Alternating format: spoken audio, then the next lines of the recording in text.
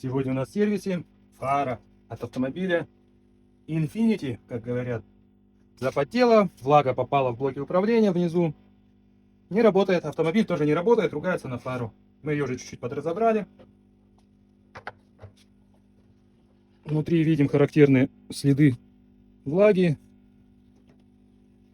Снизу стоит блок вот здесь управления.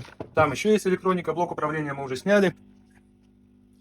Что мы видим? Отгнившие пины и та-дам! Все сгнило. Ну что, будем думать и другие блоки смотреть. Смотрите следующую часть.